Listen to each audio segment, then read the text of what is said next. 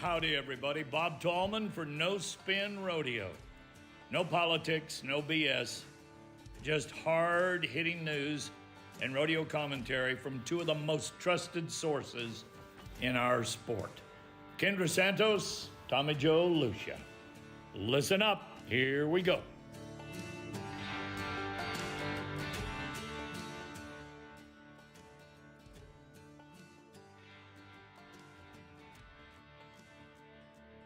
That loves rodeo and is okay with hearing the truth.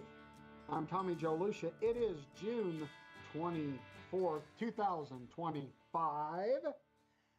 There's wars all over and stuff like that. There's truces. The President of the United States has no problem dropping the F-bomb, but we're here to talk about rodeo. Joining me, the First Lady of Pro Rodeo Journalism. Her name is Kendra Santos, and our wizard of production, our producer of the show, Greg Teagarden. Welcome to episode 64. I got my hat on backwards. Time to party today. This is No Spin Rodeo. Hello, crew. What's happening? How you doing, Tommy? I almost forgot to turn on your audio, so I guess I'm not that good of a wizard. Did they just hear me lip sync that, or did they hear me? Was that no, they heard you. They heard Miley Cyrus version of No Spin? Nope, they got you. Okay. Well, hello, Kendra. Always hello. So prim and proper. Good afternoon. Always a pleasure. You lie. You lie like a dog. You're not telling the truth. Well, we're going to get started with today. Today will be a little interesting. We'll take some left turns, do some stuff that may or may not interest you. But before we get started, trustworthy news from the only person that you can truly believe in this sport if you read anything, Kendra Santos. Kendra, what's shaking in the rodeo world? Okay, that claim is not true. There are pretty darn true in lovely people. And I'll say this too before I talk about the CNFR. Susan Canode and Jonna Cravens, do you know what a joy it is as a media nerd, as Ty used to call me, journalist, rodeo journalist, but whatever, to receive complete results, a press release, and courtesy photos every day from a major event? It is such a joy, and those events reap so many rewards from people like me. So I know some people don't still do that. Like, I'm missing the fact that Reno doesn't do that anymore. It's such money well spent. I'll say that to any rodeo. Like, give me the tools and I will run for you. You know, it's like, anyway, I really appreciate those two. So I would love to just hit a few high notes about the 2025 CNFR College National Finals Rodeo in Casper, and whip through the national champs, because last time we talked, it just was just getting rolling. And did we decide that the bareback riding champ is Cooper Philippek or Philipek? We better start getting it right. He was the reserve champ in college last year, and he just won it. And he's got this little short-brimmed yellow hat. But he was so elated. And some comments that I saw of people saying that, like, seeing the joy when he, hugged his mom and stuff. He sounds like just a cool young man. Anyway, happy for after being so close last year, they got over the hump. But I think he's doing very, very, very well at PRCA rodeos.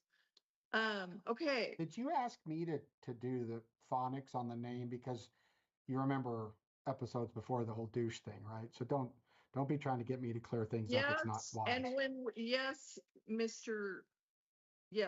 John Dow's phonics is important. And when we get to the team roping champions, we're going to have another one. Is it Weidenbener? I'm guessing it's pretty important that we figure out how to pronounce this guy's last name. So anyway, let me just whip through them. A kid from Hawaii, Cameron Haumea, won the steer wrestling. The breakaway was Riley George from California and Kate Island. I believe it's the first tie that they've had, and it was timed in tenths. Let me do. It's good. Anyway, in the calf roping, okay, this was really cool. Tyler Calhoun is a bad cat. He's really good. And in the PRCA, he's already winning a lot. Okay. The high call was a tie between Tyler Calhoun and Slade Wood, both riding Tyler's rescue horse that his dad made into a calf horse named Tater Tot. I mean, it was so cool. And so Tyler ended up winning it. And the bronc riding was James Perrin. And the goat tying, this machine by the name of Tori Brower. I'll just put it this way: she was high call and she won the short run in 6 flat. Like I mean, there are a few people that goat tires that seem sort of bionic. This Tori Brower is like, holy smokes. The team roping. Kason Ritchie and Cashton, is it Wiedenbiener? I'm sorry if it's Weidenbiener. I'm not really sure, but they won the team roping. Kason Ritchie, the header, incidentally rode the same horse that, let me get this right. He is the brother-in-law to Clay Smith, the world champion team roper.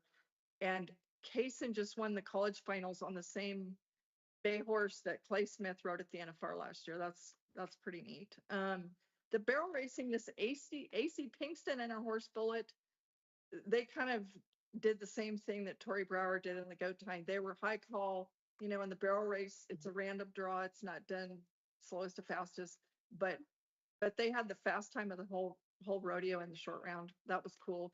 This bull rider, Trace Scarlavy, not positive which one it is, from Mid Plains Community College. I talked about him last episode a little bit because he had taken the lead, but he did, as we wondered if he would. He had it won before he nodded his head on the last one. So he was also the National Intercollegiate Rodeo Association Men's Rookie of the Year. That picture that we have there, thank you, Greg, is of the men's all-around champ this year, who is a young Navajo cowboy by the name of Brad Marino from New Mexico State.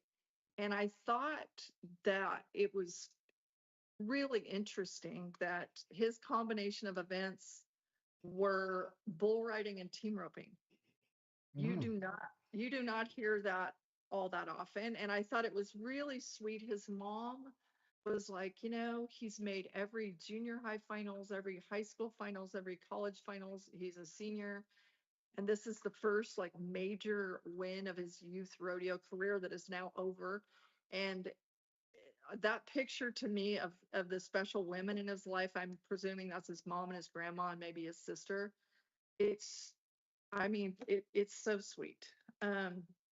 The women's rookie of the year, Addison Wright from Treasure Valley Community College, and the women's all-around champ, Hayden Thompson from Gillette College, also the 2023 all-around champ. So 2 all-around national titles in a college career, danged impressive. And she just roped yesterday at Reno also, so she's out there. A lot of these young people are like that, like the Cooper Philippek, if I'm saying his name right. We're seeing these people in Reno. I promise you, Riley George is going to be in Reno. She made her first breakaway finals last year and won the first and I think maybe first and second rounds. Anyway, men's national team champs, Tarleton State from Stephenville, and the women's team, yeah, they're a force. And the women's team, Southwest Texas College, which I know the headliner on that one was AC Pinkston. So congratulations to all these young people. Just getting there is a major accomplishment. And I didn't bring details today, but before I leave the subject of college rodeo, they did announce something interesting, that they are splitting the Southwest region into 2 regions next year. Really? Yes. And so I think it's pretty interesting because it's like, I feel like they might be going to call one of them the Lone Star region. And then the other one maybe has some Texas and New Mexico. And I can't remember what they're calling it. It's a name. It's kind of an unusual name. But I'm going to take a strong guess that it's because the Texas region has been so tough. And it was mentioned, that even for recruiting purposes, I mean, you'll have twice the chance of making the college finals for one, but some of those rodeos, there are just hundreds of kids and events. And so it probably makes sense. Um, anyway, that's kind of a big happening. So the next thing I wanted to touch on, a few kind of like highlight things out of our rodeo world, is the fact that the long-standing 3.3 second world team roping record just fell at Nampa. Mason Appleton and Rance Doyle, a couple of Oklahoma guys, were 3-2 to win the second round at the Snake River Stampede in Nampa. And the 3-3, which ended up being matched by kind of a lot of people, it was first, I'll never forget the night, around 9 in 2009 at the NFR. 3-5 had stood for a long time, and here comes Jojo Lamond and Randon Adams, and they were 3-4. And Jojo came running up that tunnel, where the barrel racers come in and out or whatever. Like he handed his horse off or something, came running up there, hoopering, hollering. And moments later, Chad Masters and Jade Corkill were 3-3. And, that was wild. I remember Chad rode that gray horse, Handsome. I feel like Jade was on Ice Cube, his sorrel horse. But anyway, it was last matched. The 3-3 was last matched by Tyler Wade and Wesley Thorpe at the 2023 NFR. Mason Appleton, I know he's from Chelsea, Oklahoma, which was home to Clem and Donna McSpadden. And Rance Doyle, also from Oklahoma, he's 24. For people who don't know, you and I worked for the PBR for a long time. Rance's dad was one of the studs on the PBR tour, Roy Doyle. And so interesting to see his son now have a team roping world record, right? And anyway, that was exciting. And Roy does a lot of judging now too. I think he's a very highly respected at both ends of the arena, and now we have a little bit more support of why he knows his stuff at both ends, obviously. Anyway, couple other pieces of huge industry news that I wanted to mention. Today, this is Tuesday, June 24th. So on Friday night, June 20th, a 3-year-old blue roan mare, her name's Crosby Ray Vaughn, owned by Solo Select and Relentless Remuda, which is Trevor Brazil and his partner, Miles Baker, sold this 3-year-old mare. Basically, she's a prospect, for $1.7 million at the Old West Fraternity Rope Horse Sale in Heber City, Utah. That's where I'm at right now, Heber City, Utah. Which is a beautiful place. I've been there because of the college, or I think I was in and through there because of the high school finals with my kids. But anyway, that is really neat. And well, I'm just gonna hit my other high note, and then I'm gonna make one point. $1.7 million. Yes. Does that pencil out? Was this a stud, a mare? What was it? This is a mare, and they are going to. My understanding, they are going to leave this mare in the hands of Solo Select and the Relentless Remuda guys. And I mean, if you think about it, it's pretty high tech in the breeding business these days. We had the crazy vet on. Remember, he said there was only like 8 indicators or something like that in the genetics. So yeah. Well, it was really neat. Like over the weekend, he sent me a video of this horse when she was just a little baby at his Timber Creek Veterinary Hospital in Kenyon. And he said, yeah, I've had the mama, the baby, the stud, the grandparents. They've all been through here, And so it's just cool. But okay, I'm going to say my other thing, and then I'm going to have a point that applies to both of these things. So yesterday, Monday, June 23rd, Shelby Medjed at Reno, in the first round, she and her wonder horse, Anna, were 1-9 to set a new Reno rodeo record. And there it is. Isn't that a beautiful picture? That's like beautiful form by horse and cowgirl. Yep. I mean, it doesn't get much better than that. And so that was really cool. On the sad side of is that Shelby's world champion tie down roper husband Haven Medjed it just doctors released Reno with a 30-day doctor's release for a ruptured disc in his back. And so he's hoping to come back. I think it's about the third week in July at Ogden is his goal. But I've been through that ruptured disc stuff with a calf rubber son, and it is no fun. So I hope that it's not.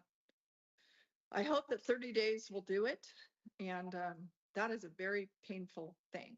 So my comment before I let you say whatever you want to say is that on both the $1.7 million horse and Shelby, I'm pretty disappointed in people and their nastygram comments. I when Solo Select and the Team Roping Journal, because it's Trevor and Miles and different people reported on this $1.7 million sale, people were ruthless. Like, instead of congratulations, people were like, oh, I don't even know what all.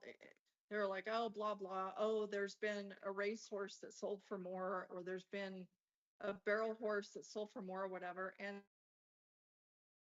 I guess my comment back is that I cannot imagine that we can't be happy for the cool thing that just happened for these people without minimizing cool things that have happened to people in the past. I mean, that would be the equivalent for me of not being happy for Ty Murray when he broke Larry Mahan's record because, it wrecked Mahan's record, or not being happy for Trevor. It doesn't even make any sense. Like, to me, it's like, this is not a contest. When somebody pays $1.7 million for a 3-year-old prospect, somebody along the way did something cool and something right. And to me, it's like, congratulations. And my second example with Shelby is, yes, she drew a really strong calf in the perf last night for her second round. Yes, she roped a front leg. But do the minions really need to come on when I've congratulated her on social media and say, well, she missed her second calf, she won't be? Really? She just set a record at the wildest, richest rodeo in the West, and all you have to say is that she missed her second calf, folks. Because, by the way, I know from Haven that she flew home today to practice because she was so pissed off that she missed her second calf.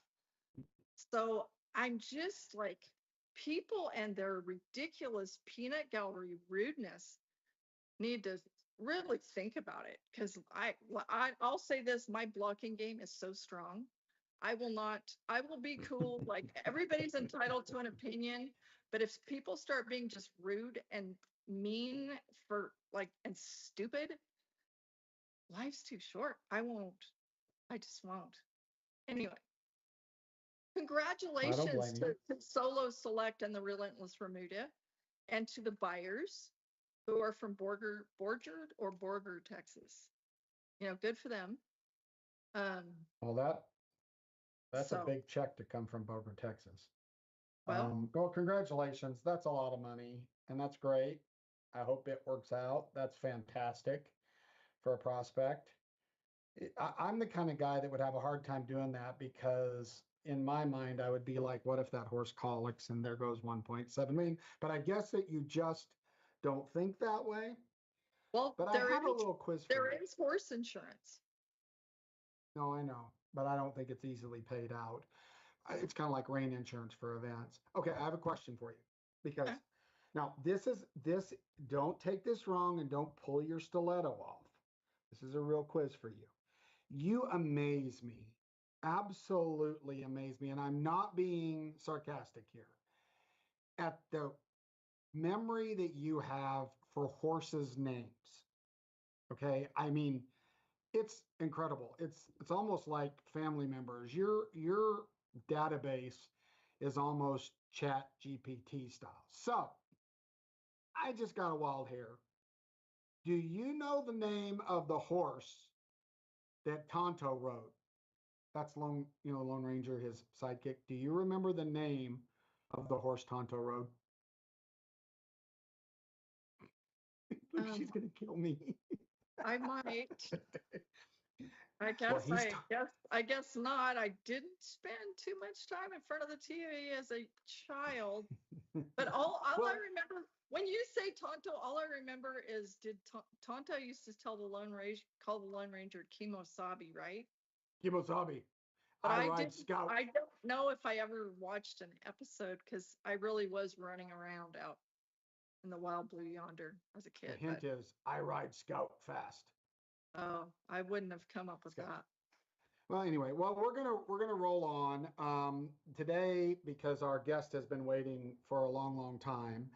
Um, Here's the interesting thing that I brought up. I think that our rodeo world as a whole, has no idea of the amount of effort, time, blood, sweat, tears, money, um, everything that the rodeo committees put in to put on a professional rodeo event, a PRCA event. And so I thought it would be unique to bring a guest on from that's on the committee. I think pretty much wrangles the whole deal, but we'll find out in a second. For a first time PRCA rodeo in a small town.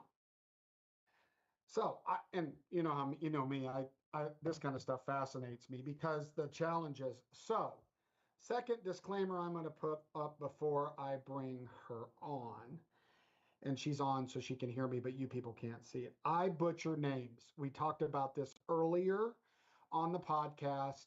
I have been embarrassed, flogged for names that I shouldn't do, but I'm going to give it a shot when we bring her on because that's what like a broadcast host is supposed to do. So, joining us from Kanab, Utah, which is right there south, right by the Arizona line, Cambry Anderson. Did I get it right? So close. So Oh, close. no. Tell me, correct me. Camberley. Camberley. Yep. My Uh, parents did the whole Utah thing, and one liked Camille and one liked Kimberly, and so they smushed them together, and that's what I got. Well, a little background. So, the Utah Days of 47 Rodeo traditionally supports the smallest 6 rodeos in the state with what's called their Pioneer Bonus Program, which is prize money additions to the small rodeos. And this year, when we got our list, you guys popped up as a first year rodeo, and your event was May 30th and 31st. And in Kanab, which is the background here, Kendra, I don't know if you've ever been there, but it's Red Rock background, Kane County, Utah, right across. You're not very far across the Arizona line, are you? Like, No, like yeah, 4 miles. Yeah. 4 miles. So you're that close to the heat and all of that stuff. A population of what? About 5,000? Is that Yep. right? Yep. And you and I'll end it with this because I think it's more interesting. I'll save my next thing to ask you for later on when we get through the rodeo stuff. But you guys decided to put on a PRCA rodeo. That's pretty cool. How does that happen? Like, are you someone sitting at the coffee shop and like, we ought to do a rodeo here, Bill? Yeah. Call Cool or Kimberly. She'll put crazy. it on. Yeah, cool or crazy. Probably a little bit of both. Our former commissioner, Wade Heaton, sat down with me and my director. We're working underneath the Office of Tourism here in Kane County, and came to us and said, I'd like to expand the heritage that Kane County has with rodeos, the Western culture, cowboys. He's a cowboy. So we were thinking, and he says, what about bringing a pro rodeo, the PRCA here? And I looked at him and I said, you're nuts. That's a big undertaking. And he just kind of kept chewing on us and just saying, come on. I mean, this was the kind of the go. And then he actually reached out to a resident here in Kane County that is a PRCA rodeo cowboy and said, would you be willing to help us get our feet on the ground with this? His name is Josh Jennings. And he jumped at the chance because, I mean, PRCA rodeo in his backyard, he loved that. So thus it began the planning, the headache.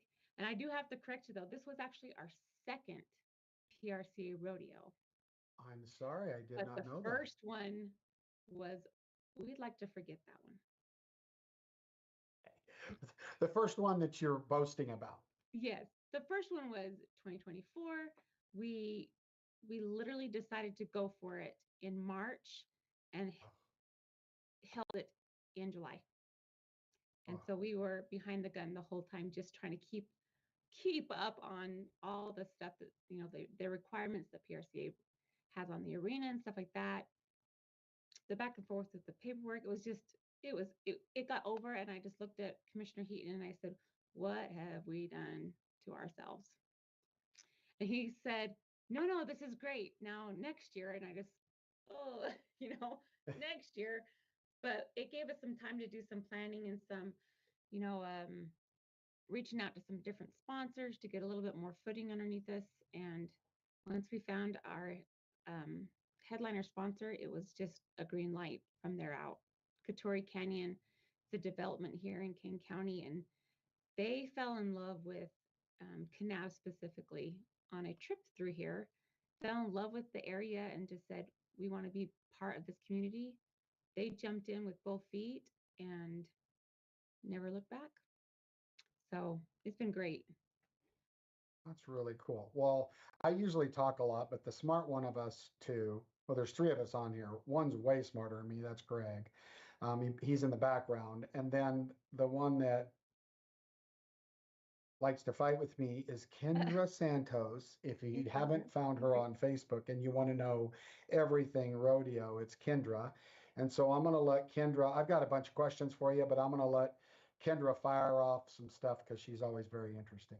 Great. Oh, I'm interested. I ask questions for a living.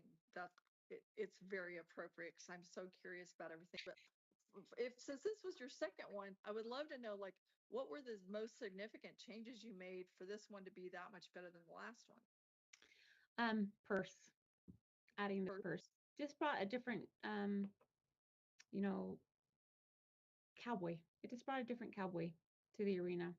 Um, our first year, our purse per event was $1,000, which is still, wonderful for not knowing what we were doing. Literally, I feel like they got their money's worth because we gave them that kind of rodeo.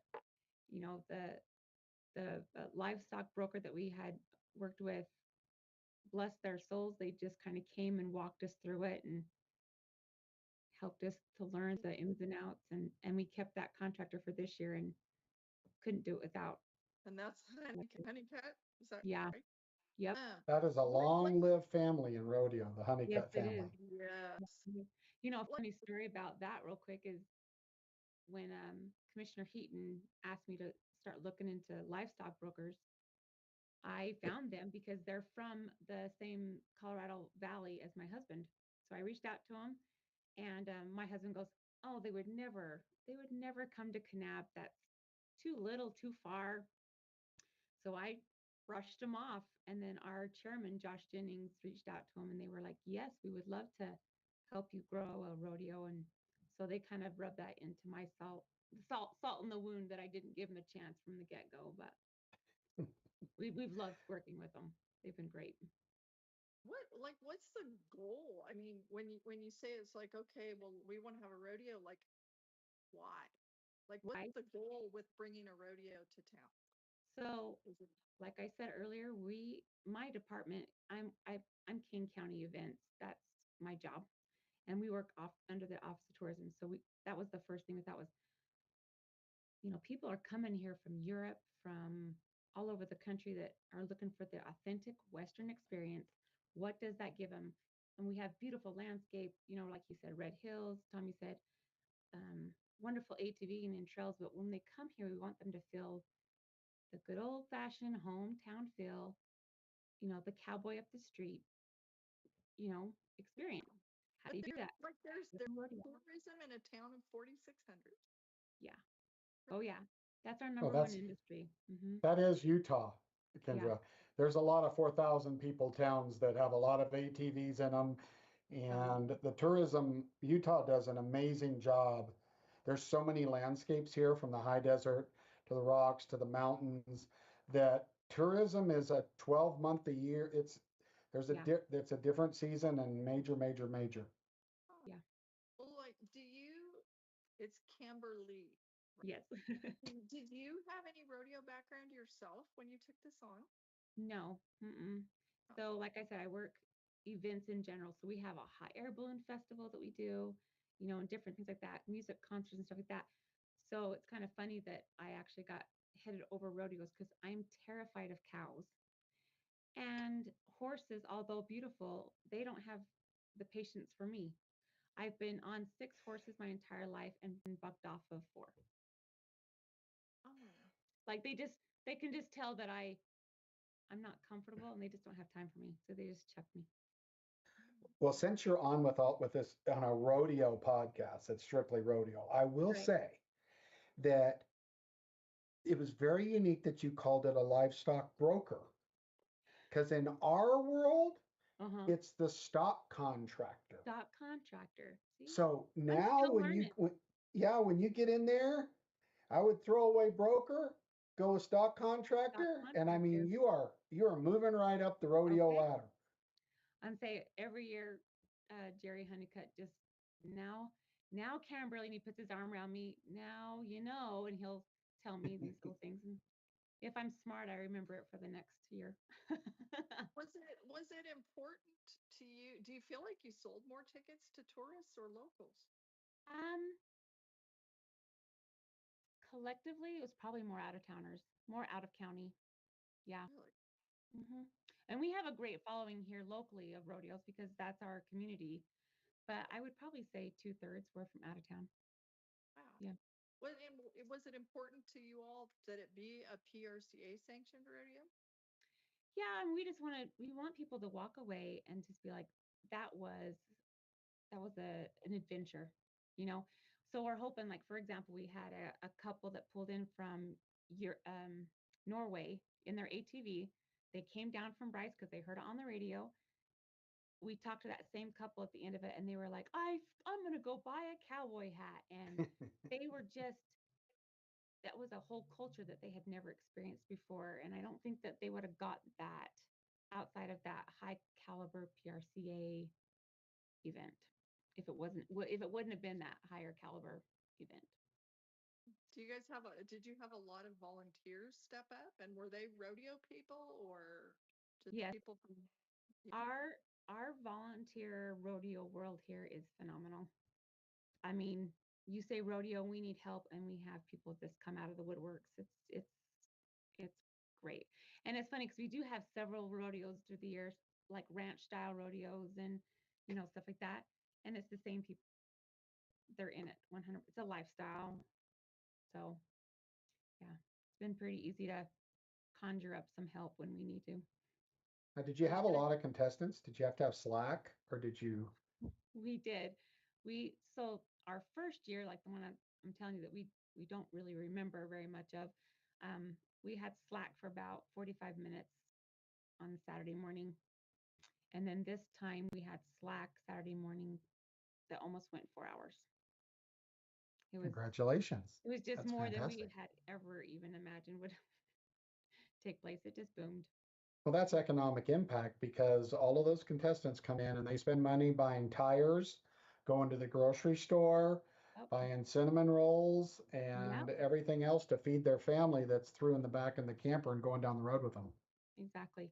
And that's where we're different as, a lot of rodeos have to make that gate fee to help pay for the rodeo, whereas we're county and with the help of our sponsor, the goal wasn't to make money, it was to have a great show.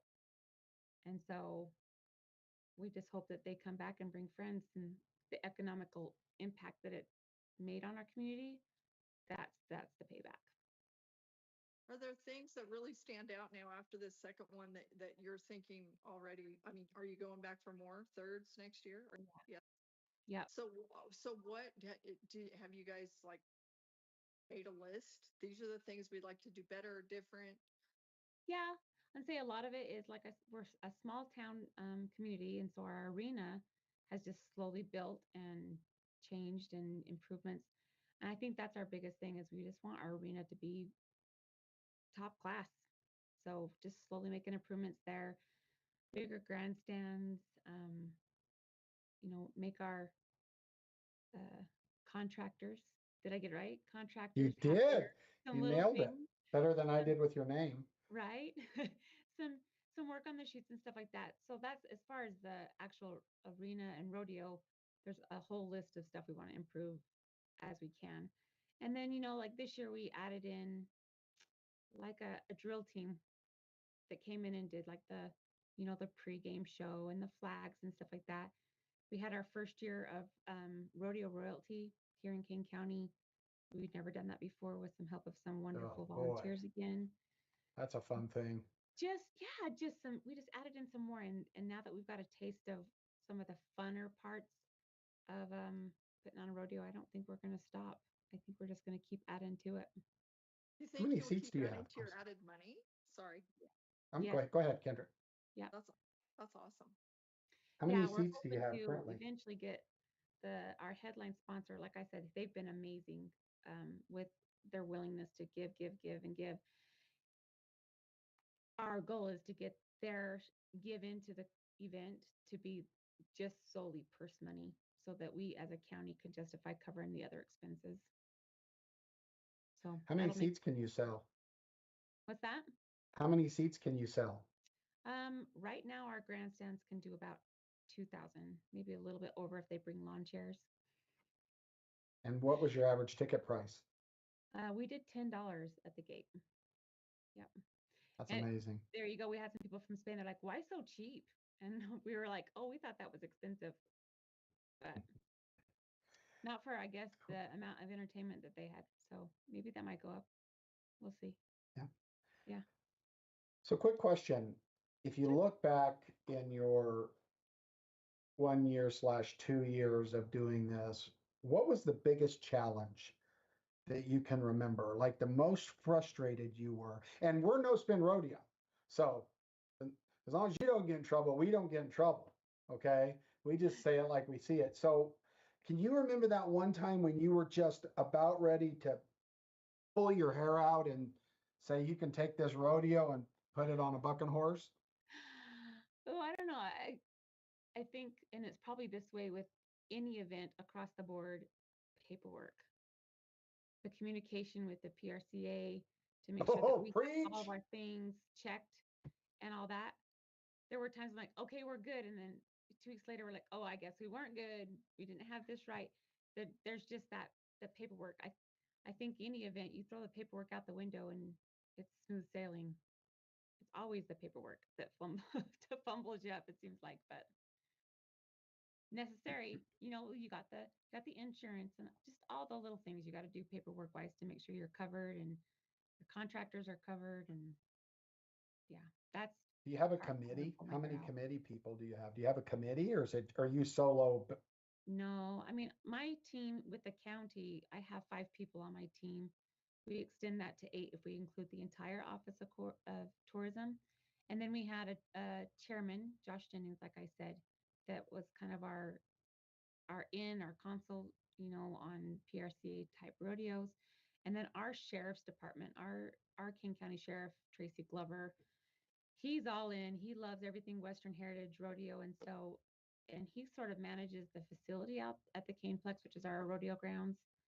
And he just jumped in. So I'd probably say our head committee members were myself, my team, Josh Jennings, Tracy Glover, and with the help of Commissioner Wade Heaton.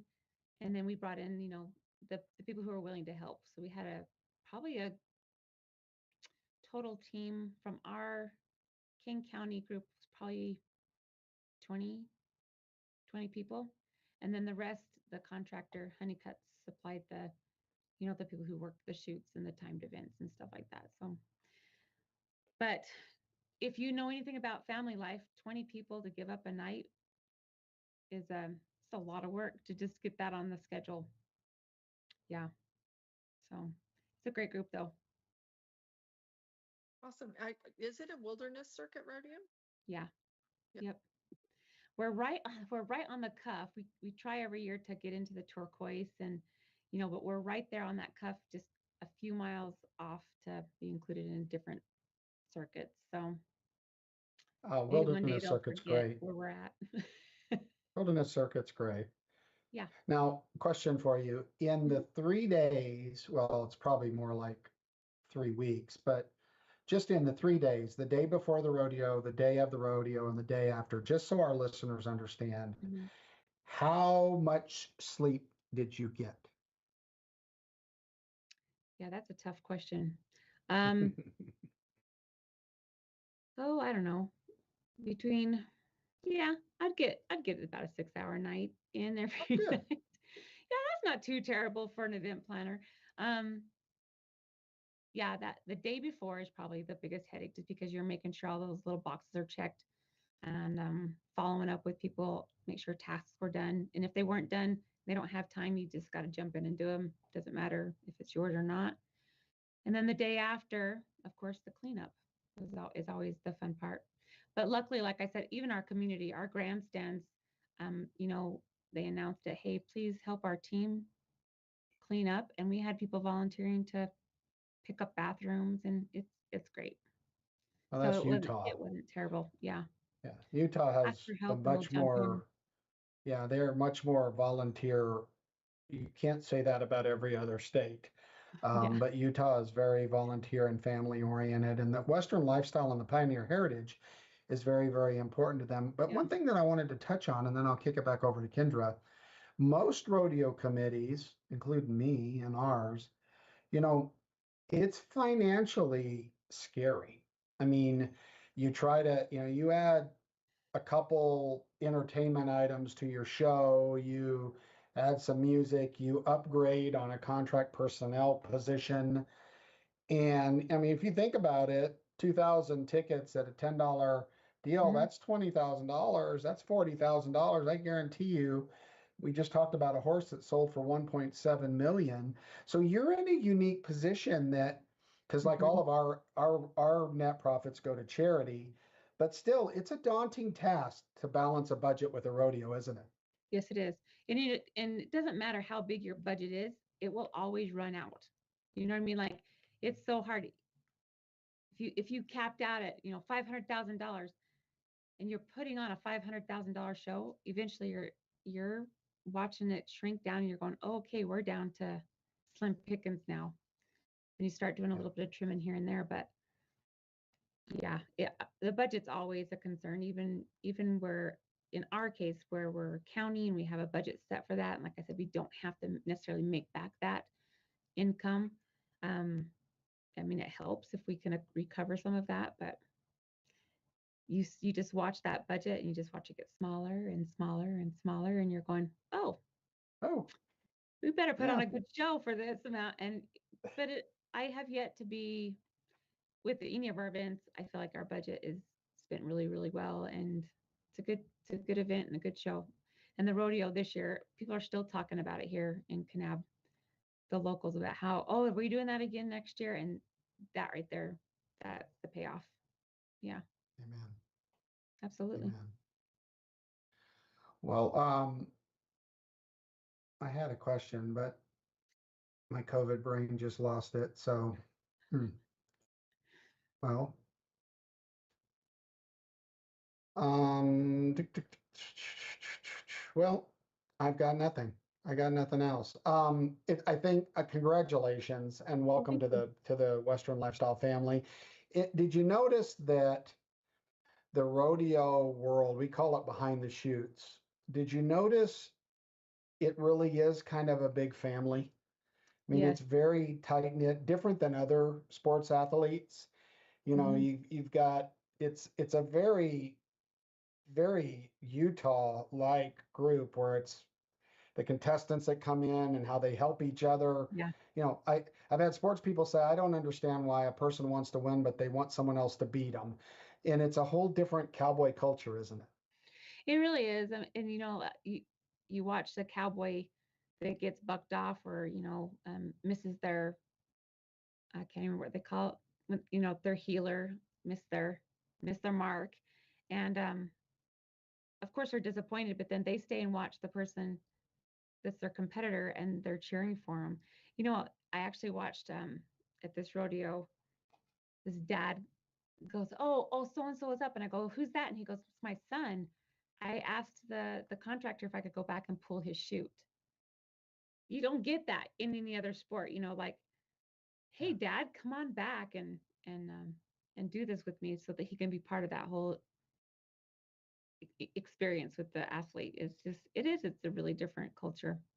And they're all back there supporting, cleaning, mucking each other's, stalls and stuff. I loved, we had our Utah rodeo queen come down, and I'm on the phone with her trying to coordinate her arrival and stuff like that. And I said, "So are you bringing your horse? Do you need a stall?" And she goes, "Oh no, I called so and so and I'm going to borrow one of her horses." I'm like, "Oh, you know her?" And she goes, "No, I don't know her." But, you know, that's what they do. They help each other out. They've always got each other's backs, it seems like.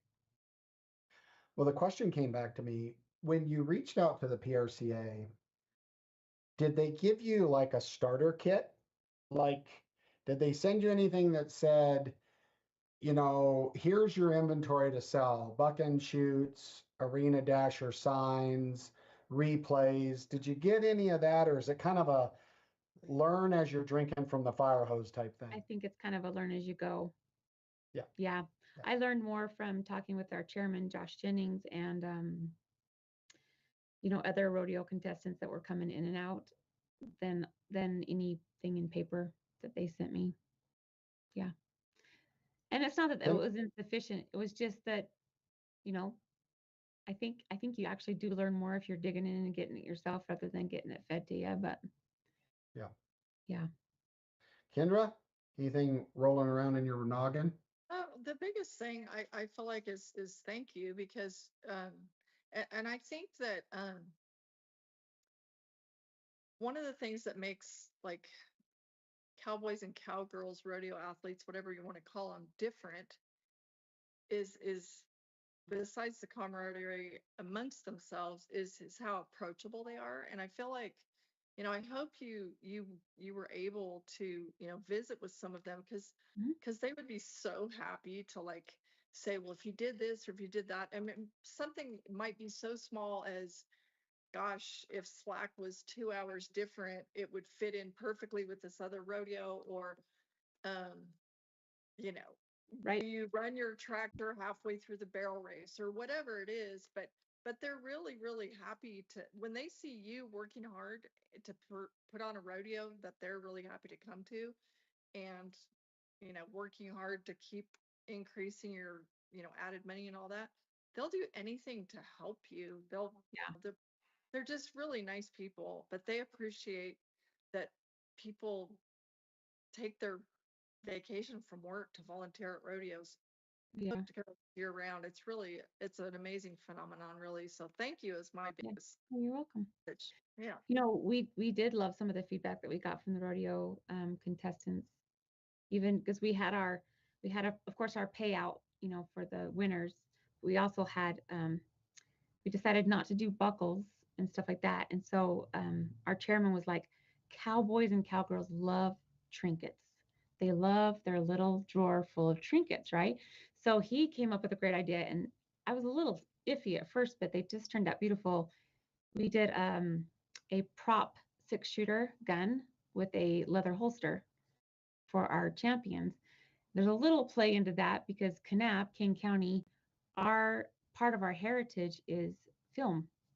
We did a lot of westerns. Gunsmoke was filmed here. Lots of western films. So we felt it was appropriate to give them a film prop, you know. And some of the contestants were like, "This is so beautiful.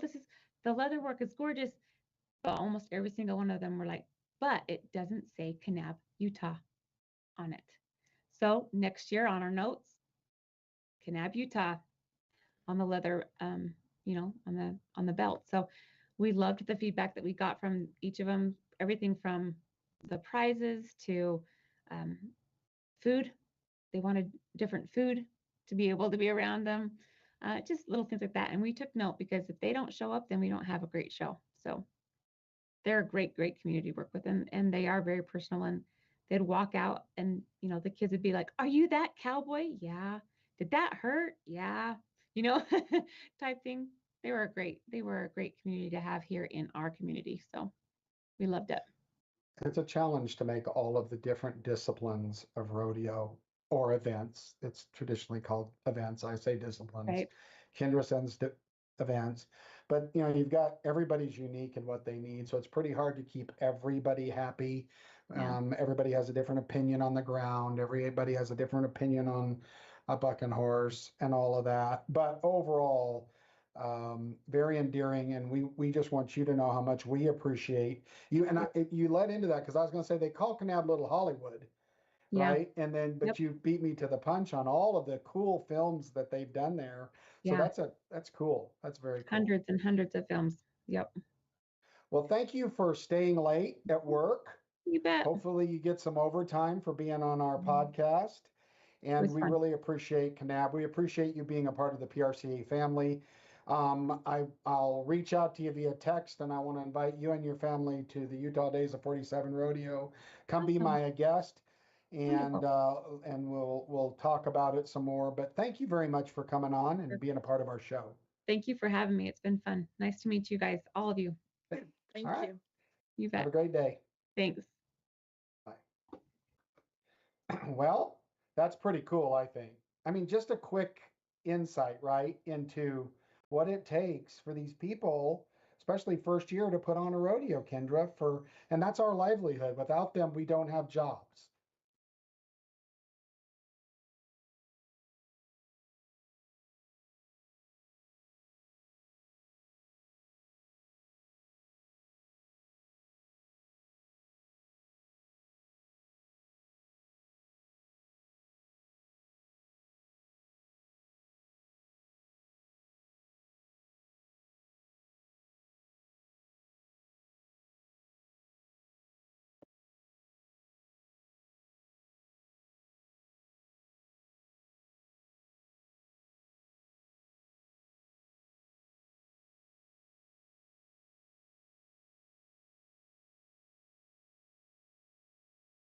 Yeah, rodeo gets in your blood. I promised whenever I was cleaning monkey poop and driving on a Murray lawnmower pulling sheep around the arena at 16 years old that I wouldn't be in rodeo, and here I am.